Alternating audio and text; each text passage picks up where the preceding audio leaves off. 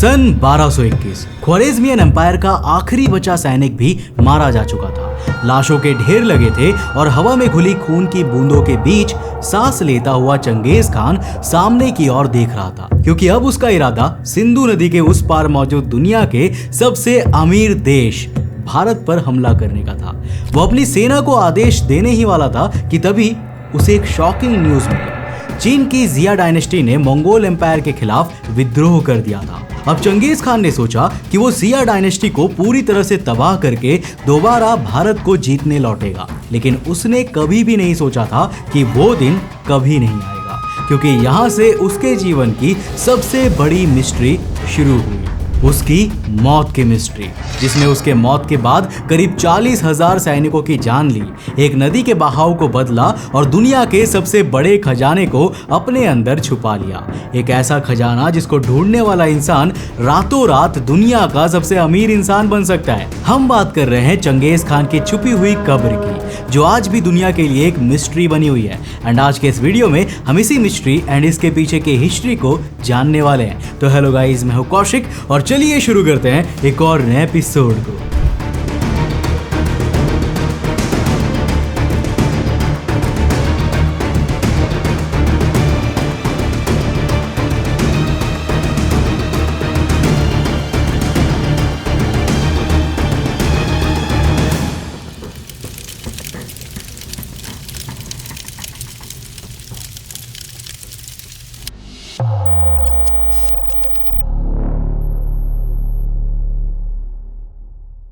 खून से लाल हो चुकी हवा में सांस लेकर लड़ता हुआ ये योद्धा, जिसके तलवार चलते हुए पैर लड़खड़ा रहे हैं क्योंकि वो जमीन पर नहीं लाशों के ढेर पर खड़ा है। चारों ओर तलवारों के टकराने की आवाज और एक अजीब सा सन्नाटा।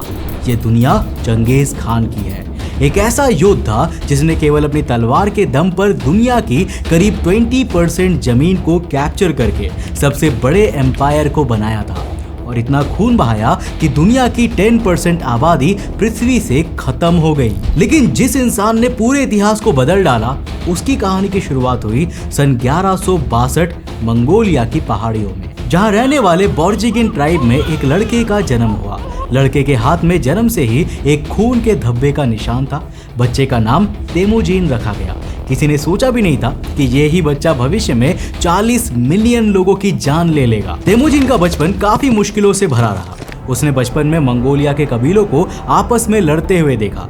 जब उसकी उम्र केवल 10 साल की थी ना, उसके पिता को जहर दे दिया गया था और उसे उसके परिवार के साथ मंगोलिया की पहाड़ियों में मरने के लिए छोड़ दिया गया, जहां पर जानवरों का जीना भी काफी मुश्किल था। लेकिन इसी मुश्किल समय ने तेमुजीन को काफी ज्यादा कठोर बना दिया और वो समझ चुका था कि किसी भी नियम कायदे से ऊपर ताकत होती है और वह आपके पास आ जाने के बाद आप नियम खुद बना सकते हैं।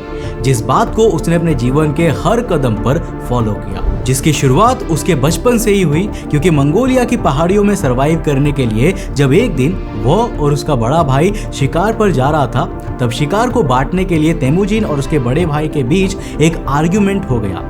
अगले ही पल 10 साल के तेमुजीन के हाथ खून से सने हुए थे, क्योंकि उसने अपने ही भाई की जान ले ली थी। लेकिन उसके जीवन में टर्निंग पॉइंट आया सन 1178 में, जब केवल 16 साल की उम्र में तेमुजीन की शादी बोर्ते नाम के लड़की से करा दी गई। तेमुजीन अपनी वाइफ बोर्ते से बेइंतहा प्यार करता था, लेकिन तभी उसके परिवार पर एक हमला हुआ और उसकी वाइफ को मार्केट्स नाम के कबीले के लोग उठा कर ले गए। तेमुजीन किसी भी हालत में अपने वाइफ को वापस पाना चाहता था, इसलिए उसने अब अपने पिता के एलाई कबीले केराइत और अपने बचपन के दोस्त जेमुखा से मदद मांगी, जो कि अब अपने कबीले का लीडर था। इन दोनों को मेरिकिट्स ट्राइब पर हमला करके बोर्ते को बचाने के लिए मनाने में तेमुजीन को करीब 8 महीने लगे, पर फाइनली जब तेमुजीन ने दोनों कबीलों के साथ मिलकर अपनी पत्नी को उठाने वाले मार्केट्स कबीले पर हमला किया, तब वो इतने गुस्से में था कि उसने उस कबीले के एक एक इंसान को खत्म कर दिया। इस हमले के बाद तेमुजीन ने बोर्ते को तो बचा लिया, लेकिन अब उसे एहसास हुआ कि असल में वो कितना ताकतवर है और अब उसका रुकने का मन बिल्कुल भी नहीं था।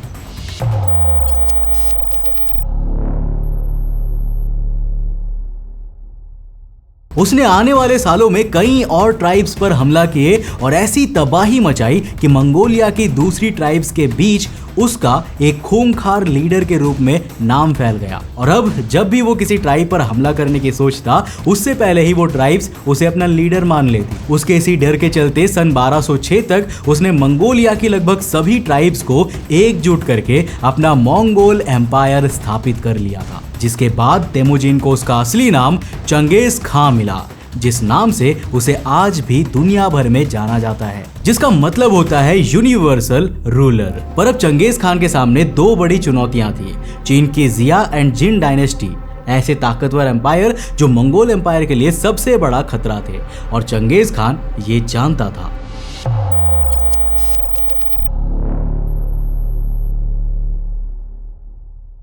सन 1209 चीन की जिया डायनेस्टी के कई इंपॉर्टेंट सिटीज पर बड़ा हमला हुआ। दुकानों को लूट लिया गया, औरतों और बच्चों को स्लेवरी के लिए उठा लिया गया और आदमियों की बुरी तरह जान लेकर उनके घरों को जला दिया गया।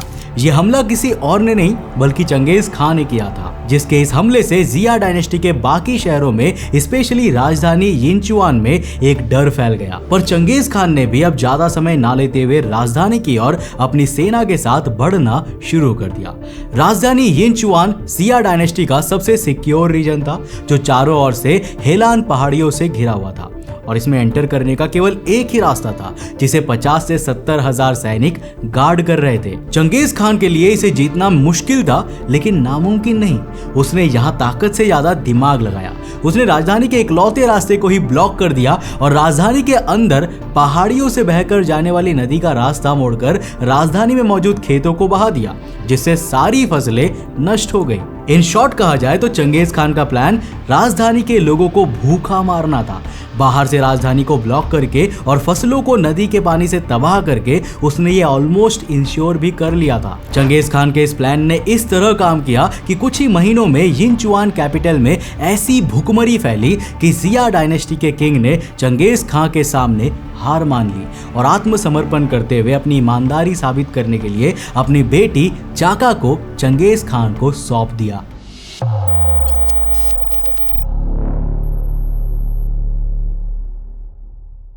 अब चंगेज खान का नेक्स्ट टारगेट था चीन की जिन डायनेस्टी, जिसे हराना चंगेज खान के लिए काफी मुश्किल था, क्योंकि जिन डायनेस्टी ने टोटल 4 राजधानियां बनाई हुई थी, जो सारी राजधानी ग्रेट वॉल ऑफ चाइना से प्रोटेक्टेड थी, जिसने हजारों सालों तक चीन को बाहरी आक्रमणकारियों से बचा कर रखा था।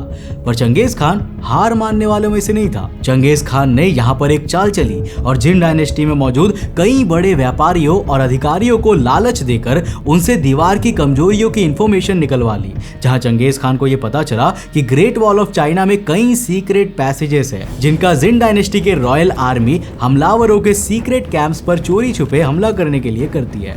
बस फिर क्या था, चंगेज खान ने इन सीक्रेट पैसेजेस के प्रयोग से जिन डायनेस्टी की कई बड़ी सिटीज में घुसकर हमला करना शुरू कर दिया। अब इसमें सबसे पहली बड़ी सिटी थी जिनजियांग, जो कि जिन डायनेस्टी की वेस्टर्न कैपिटल थी, जो इतनी इंपॉर्टेंट थी कि इसे जिन डायनेस्टी के 7,50,000 सैनिक गार्ड करते थे। लेकिन जब मंगोल इन्वेजन इस सिटी पर शुरू हुआ, तब वो मंजर ऐसा था कि चाहकर भी ये 7,50,000 सैनिक इस सिटी को चंगेज खान की तबाही से बचा नहीं सके और सभी के सभी चंगेज खान और उसकी आर्मी के तलवारों की बलि चढ़ गए। इस हमले के बाद जिनजियांग सिटी में उन लाखों सैनिकों की लाशों के बड़े बड़े पहाड़ बने थे और जमीन खून से रंग चुकी थी और चारों ओर कोई भी शोर नहीं बल्कि मौत का सन्नाटा था। अब इसके बाद बारी थी जिन डायनेस्टी की सबसे मेन और बिगेस्ट कैपिटल जोंगडू सिटी की, जिसे आज बीजिंग के नाम से भी जाना जाता है। जोंगडू में ही किंग और पूरी रॉयल फैमिली रहा करती थी और यही से पूरे एम्पायर को चलाने वाले मेजर डिसीजंस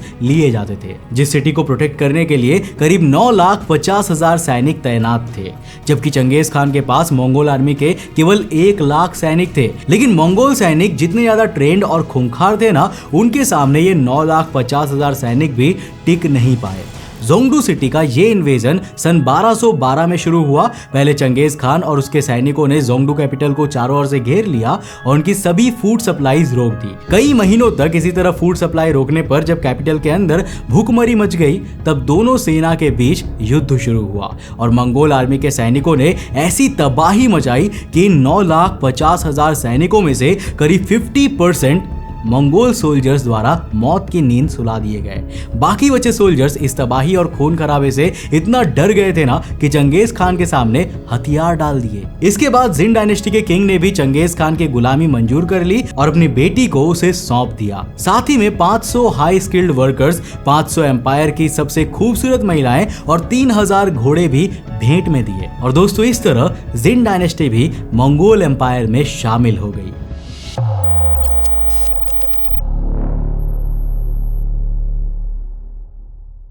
सन 1218 कारा खिताई एम्पायर ने मंगोल एम्पायर की एक इंपॉर्टेंट सिटी पर हमला करके उसे लूट लिया और उसके चांसलर, जो कि चंगेज खान का ग्रैंडसन था, उसे मार दिया। जिसका बदला लेते हुए चंगेज खान ने कारा खिताई एम्पायर में ऐसी तबाही मचाई कि उसे इमेजिन करना भी मुश्किल था। चंगेज खान ने इस एम्पायर में कदम रखते ही शहरों को जलाना शुरू कर दिया और एक एक करके जो भी इंसान उसके सामने आए सबको खत्म करता गया। कारा खिताई एम्पायर को जीतने के बाद अब चंगेज खान शायद आराम करना चाहता था।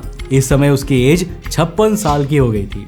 अब चंगेज खान थोड़ा प्रैक्टिकल हो गया था और अब उसने अपने पास के एम्पायर से रिलेशन बनाए एंड व्यापार करने की कोशिश की। पर ख्वारिज़मिया एम्पायर द्वारा उसके 500 ट्रेड डेलीगेशन और एम्बेसडर्स को बेरहमी से मार दिए जाने पर उसे दोबारा से अपनी इस युद्ध की दुनिया में उतरना पड़ा। अगले ही पल चंगेज खान अपने 2 लाख सैनिकों के साथ ख्वारिज़मिया के बॉर्डर पर खड़ा था और जैसे ही उसने यहाँ अपने कदम रखे वैसे ही ख्वारिज़मिया में खून की नदियां बहना शुरू हो गई।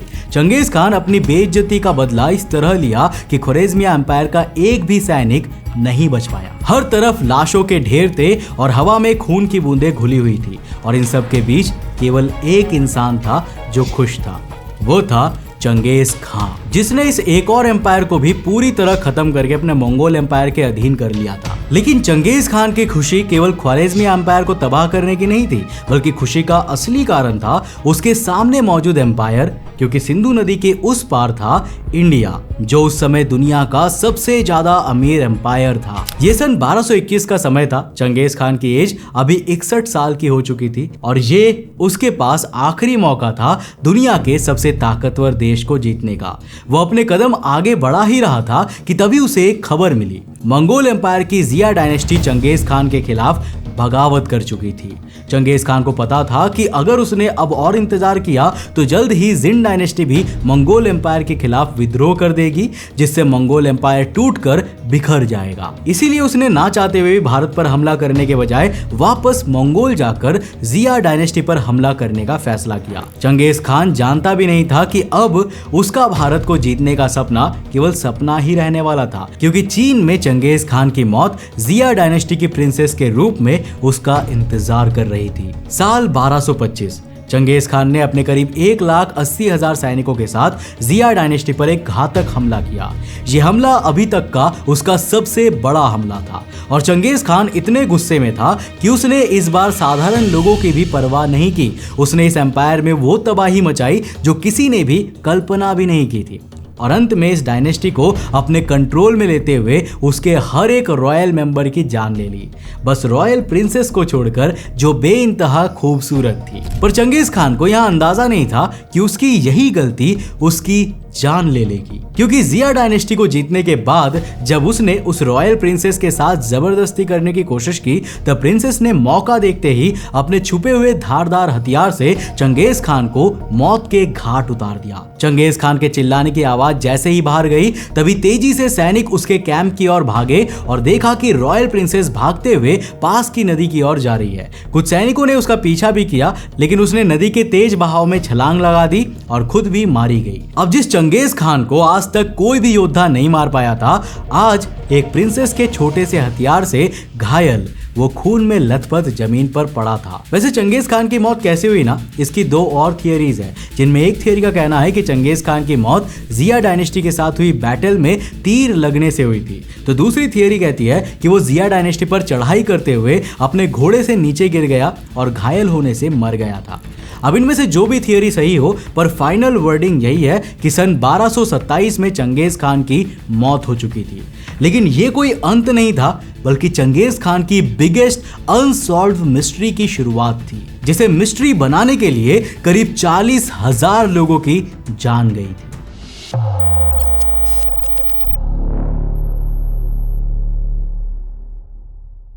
चंगेज खान की वाइफ येसुई ने चंगेज खान के अंतिम क्रियाओं के लिए उसकी बॉडी को उसी तरह तैयार किया जिस तरह से वो रहा करता था। उसने उसे सफेद कलर के कपड़े, बेल्ट, जूते और टोपी पहनाई, जिसके बाद उसकी बॉडी को चंदन की लकड़ियों और खुशबूदार फूलों के साथ एक ब्लैंकेट में लपेटकर 3 गोल्डन वायर से बांध दिया गया, जिसके बाद चंगेज खान के शरीर को वापस मंगोलिया दफनाने के लिए ले जाया गया। चंगेज खान के इस अंतिम सफर में करीब 2000 लोग शामिल हुए। चंगेज खान को पूरे सम्मान के साथ मंगोलिया के बुरखान खालदून माउंटेन रीजन में एक अननोन लोकेशन पर दफना दिया गया। दफनाने की प्रक्रिया खत्म ही हुई थी कि तभी आसपास की पहाड़ियों से एक तेज शोर की आवाज आने लगी और अगले ही पल अब करीब 10,000 सैनिक अपने घोड़े पर उन 2000 लोगों को घेरे खड़े था जो चंगेज खान के अंतिम सफर में शामिल थे। आगे का अंदाजा आप लगा ही सकते हो कि यहाँ पर ऐसे कत्लेआम मचाया गया कि उन 2000 लोगों में से कोई भी नहीं बच सका।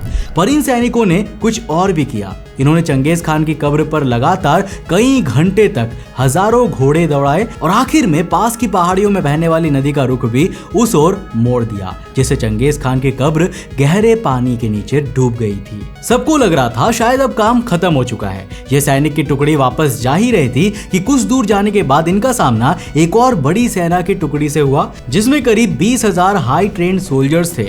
दोनों सेनाओं के बीच घमासान युद्ध हुआ और मेजॉरिटी सैनिक मारे गए। जो यहाँ से जान बचा भी पाए उन्हें भी आगे चलकर एक और सेना की टुकड़ी ने घेर लिया और उन्हें भी मार दिया गया। ये सब तब तक चलता रहा जब तक हर एक इंसान जिसे चंगेज खान की कब्र की लोकेशन का थोड़ा बहुत भी अंदाजा था वो मारा नहीं गया।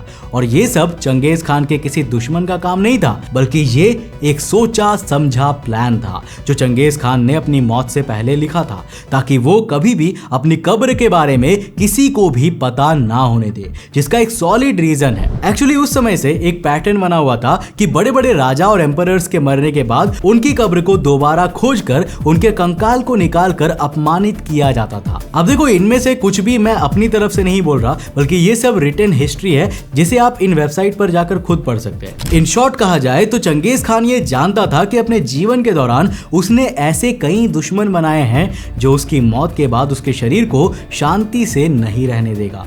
इसीलिए उसने ये सब प्लान रचा। चंगेज खान का ये प्लान इतना ज्यादा सक्सेसफुल रहा कि आज ऑलमोस्ट 700 साल बीत जाने के बाद भी अल्ट्रासाउंड से लेकर सैटेलाइट मैपिंग के बावजूद हम इस पूरे बुरखान खालदून माउंटेन के आसपास करीब 1300 प्लस साइट्स पर सर्च ऑपरेशन चलाने के बावजूद चंगेज खान की कब्र को नहीं ढूंढ पाए हैं। जिसके बाद निकल कर आती है एक सेकंड थियरी, जिसके मुताबिक चंगेज खान की कब्र को शायद कभी कोई ढूंढ भी नहीं पाएगा, क्योंकि वो इस दुनिया में है ही नहीं। What?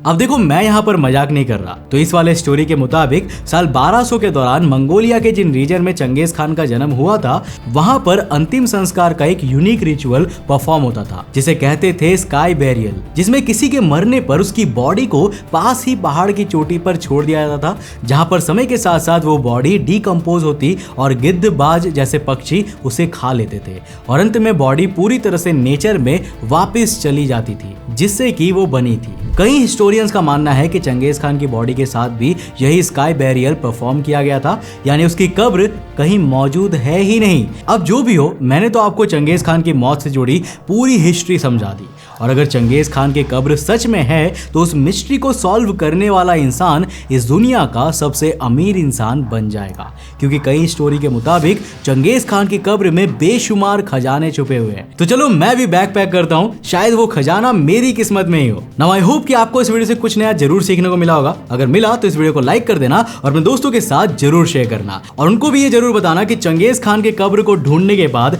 वो कितना ज्यादा अमीर बन सकते हैं। वैसे दोस्तों, इस वीडियो को बनाने में और इसके रिसर्च में हमें काफी ज्यादा मेहनत लगी है, तो इस वीडियो को लाइक करना तो बनता है, तो ज्यादा से ज्यादा लाइक करना एंड कमेंट सेक्शन में लिखकर जरूर बताना कि आपको क्या लगता है, क्या चंगेज खान को वाकई में दफनाया गया था या फिर उसका अंतिम संस्कार स्काई बैरियल के थ्रू किया गया था। नीचे कमेंट सेक्शन खुला है, अपनी राय जरूर लिखकर बताना। अगर आप नए चैनल पे तो चैनल को सब्सक्राइब करने के साथ साथ नोटिफिकेशन बेल को ऑन कर देना। अब अगर आपको ये वीडियो पसंद आया ना, तो मैं आपको रिकमेंड करूंगा कि आप अगली वीडियो इसे जाकर जरूर देखना, जिसमें हमने बात किया है अमेरिका के यूटा के रेगिस्तानों में मौजूद इन जायंट ब्लू पॉन्ड्स के बारे में। इन पॉन्ड्स में कुछ ऐसा छिपा है जिसने इंसानियत को पूरी तरीके से बदल कर रख दिया था। इन पॉन्ड्स में कुछ ऐसा छिपा है जिसने अमेरिका को सुपर पावर बना दिया। पर आखिर ये रंग बिरंगे मिस्टीरियस पॉन्ड्स है क्या चीज? जानने के लिए इस वीडियो को जाकर देखो, बहुत इंटरेस्टिंग है। मैं मिलता हूं आपको नेक्स्ट एपिसोड के साथ, तब तक के लिए बाय, जय